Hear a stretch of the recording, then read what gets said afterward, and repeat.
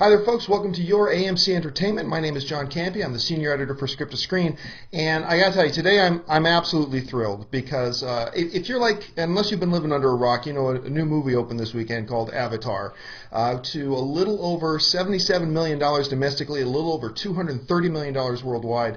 And today we are joined by the main antagonist of the film, the badass colonel himself, Mr. Stephen Lang. Stephen, how are you doing? I'm doing well. Thank you so much for joining us today. And listen, I've got a few things to ask you about Avatar, but before I do, I wanted to bring this up. This is not your first big movie this year working with a big name director. You appeared in Public Enemies earlier this year, and without a word of a lie, when I was doing my review for another publication, one of the things I said was, you know, in this film you got like Oscar caliber actors, but the performance that stood out to me the most was that of actor Stephen Lang as this Marshal. And you were incredible in that film. You brought such an incredibly intense presence that you then brought to Avatar. What was it like working on Public Enemies? Well, it was tremendous to be reunited with Michael Mann. I did a lot of work with Michael years ago, and he called me for this role. I was very pleased because it's such an interesting, important part of that picture. It was great. Michael is very focused, very intense. He's got a very, very specific vision. He demands a tremendous amount of himself, and so you want to deliver for him. I just am working with Johnny and with Christian Bale. It was really a marvelous group of actors. Marion Cotillard. I mean, it would have been worth it just to play that final scene in the film, which was such a great scene. It was a rugged shoot. You know, it was very, very different because in Avatar, where so much it comes out of your imagination, whether it be green screen or performance capture, of course, everything was just real, period real in Public Enemies. Now, speaking of which, now a lot of effects-heavy films and CG-heavy films have some great actors.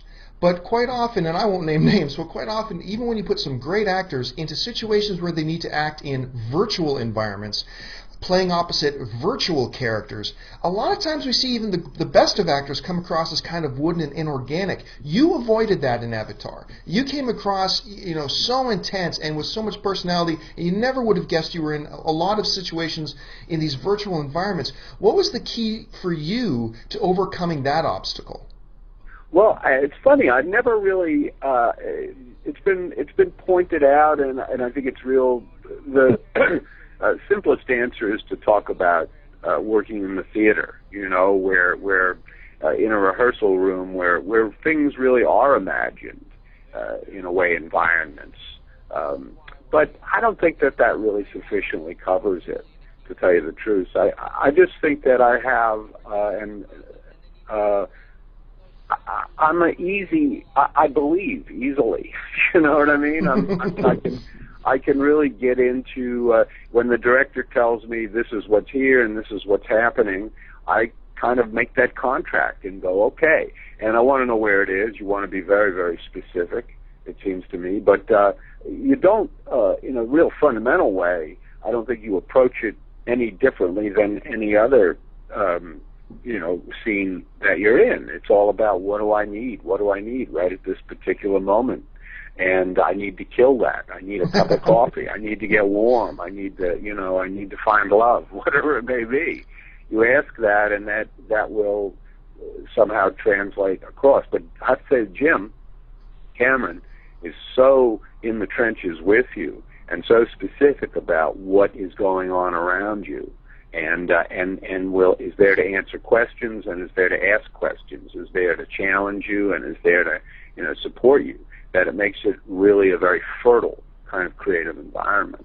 Well, speaking of these virtual environments, one of the key scenes in the climax of the film, you are piloting, what a lot of people will draw some similarities to from Aliens, this gigantic mech warrior. What was it like? You had to feel like a little kid again, like knowing that you're in this huge virtual thing piloting. What was that experience like?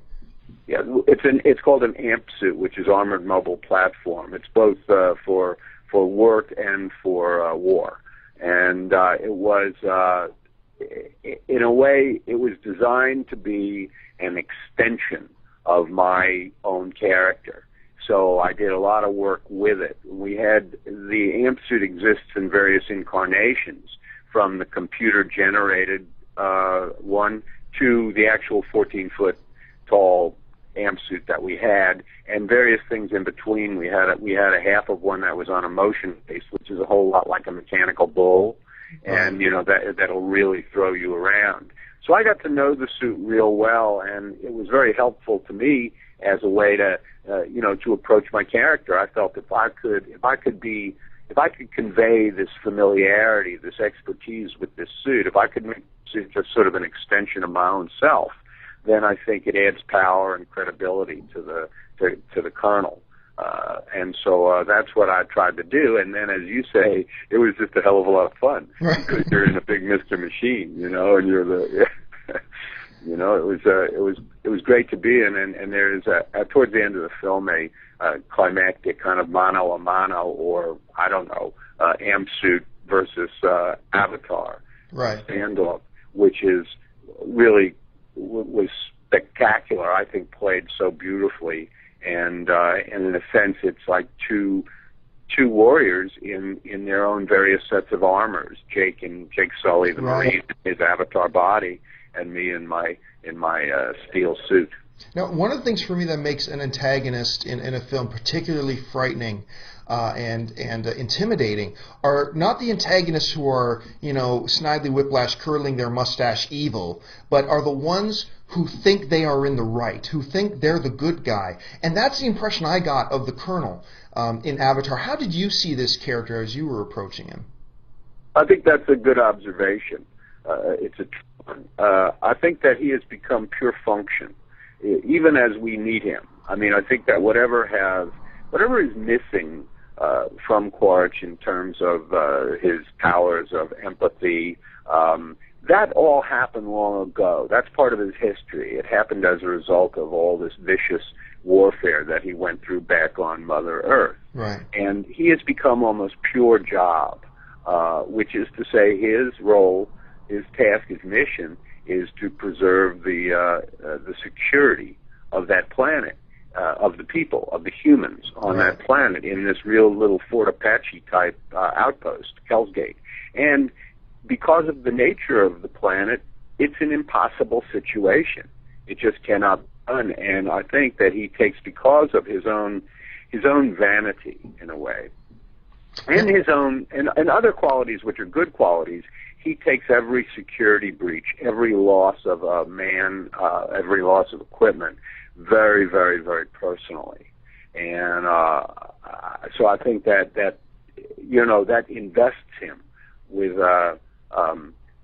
some kind of commitment, with purpose, and that he's not just there to be bad. He wouldn't see himself that way. Right. He wouldn't give a damn whether you did or not. You can characterize him any way you want. I don't really care. This is what I got to do. This is what I'm being paid to do. Which is different than the blindness of I'm only following orders, because that's not him. He's given orders. Is what he's doing. Yeah. So that makes him pretty formidable, and I think very dangerous. Well, listen, thank you so much for your time. But before I let you go, I wanted to ask you about this. You have another project on the go right now that you're starring in with Karen Allen called White Irish Drinkers. Why don't you tell us about this project? It's a small film we shot, just finished shooting in Brooklyn. I play a longshoreman circa 1970-72 with a family, 2 boys, and grown, and my wife Karen Allen, and he's a very tortured character, very rough, rugged character, quite sad. It's a coming-of-age film. I thought it was a really interesting script, and I was quite, when I first read it, I said, I'm not doing this, because it scared me. The character just scared me. And then I put it down, and I thought about it, and I thought, well, that's a pretty good reason to do it, to kind of explore some of that darkness in a way. So, and Karen is such I love Karen Allen, and I wanted to work with her. We've wanted to work together for a while. The director-writer is John Gray, and he's terrific.